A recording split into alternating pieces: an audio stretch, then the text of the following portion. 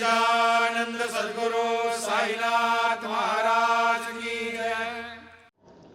ஓம் சாய்ராம். ஸ்ரீ சாயியின் ஆசீர்வாதத்துடன் ஸ்ரீ கோவிந்த் ரகுநாத் தபோல்கர் என்ற ஹேமாத் பந்த் இயற்றிய ஸ்ரீ சாய் சச்சரித்திர கிரந்தத்தின் அடிப்படையிலே தொகுத்து மூல மராத்தியிலே விரிவுரையுடன் இயற்றிய தைந்தியினுடைய சாயிபோத் பேராசிரியர் டாக்டர் சீதாராம் கணேஷ் தேசாய் அவர்கள் இந்த நூலினுடைய தமிழ் மொழிபெயர்ப்பு ஸ்ரீ சாயினுடைய தினசரி ஞான போதனை தொகுத்து வழங்குபவர் டி.ஆர். மாதவன் அவர்கள்.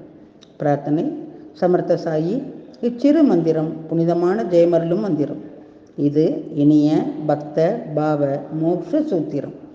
அவரது புனித வாழ்க்கை வரலாறு மதுரம். சாய்நாதர் கடவுள் பக்தியுள்ளவர், தர்மத்தை பின்பற்றும் பிரபஞ்ச பாலகர். இப்போது இவர் வாழ்க்கை வரலாற்றை பாடுங்கள். மன அமைதியை பேணுங்கள். ஈஸ்வர் அல்லாஹ் ஒருவரே கூறுவார். கடவுளில் வேறுபாடு இல்லை என்பார். சாய்ராம் உங்கள் அன்பான சொற்கள், பக்தியும் மரியாதையும் அருளும் வார்த்தைகள். ஓம் ஸ்ரீ சாய்ராம்.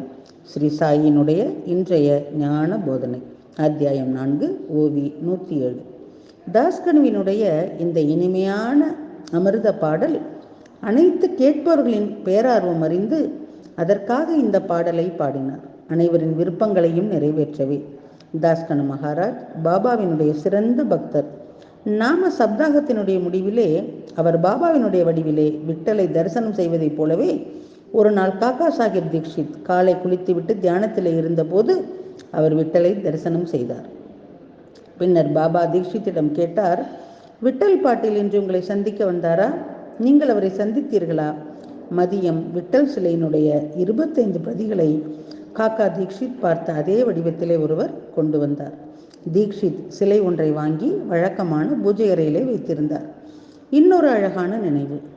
பகவத்ராவ் ஷீர்ஷாகரனுடைய தந்தை ஒரு சிறந்த விட்டல் பக்தர். அவர் அடிக்கடி பண்டரிபுரம் சென்று வந்தார். அவர் இறந்த பிறகு வீட்டிலே பூஜை சிரார்த்தமாகியவை நிறுத்தப்பட்டன. பண்டரிபுரம் போவதை பற்றி பேச்சே வீட்டில் இல்லை. ஒரு முறை பகவத்ராவ் ஷீரடி சென்றார். அவரை பார்த்த பாபா, அட, எனக்கு உங்கள் அப்பா ஞாபகம் இருக்கிறது. அவர் என் நண்பர். இவரை ஷீரடிக்கு கூட்டி வந்த மைராவினுடைய தோழியினுடைய மகன். இப்போது அவருக்கு விட்டல் பூஜையை ஞாபகப்படுத்தி பூஜை பண்ண செய்வேன். விட்டலும் கூட உணவில்லாமல் இருப்பது நீண்டது.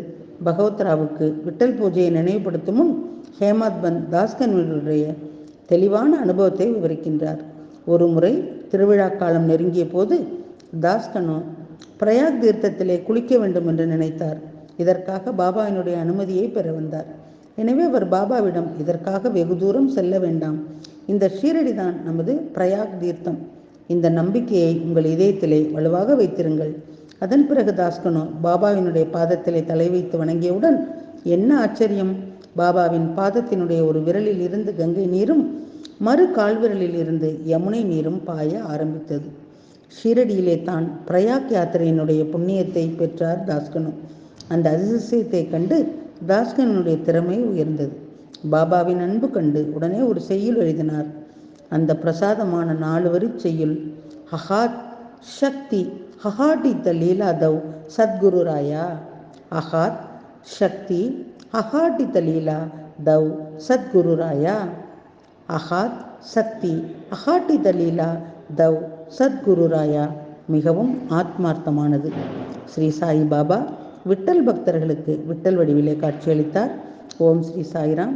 ஸ்ரீ சாயினுடைய தினசரி மற்றொரு ஞான போதனை அடுத்த தொடரிலே கேட்போம். சாயியை பணிவோம். சாந்தி நிலவட்டும். ஓம் சாய்ராம். श्री सच्चिदानंद सद्गुरु साईनाथ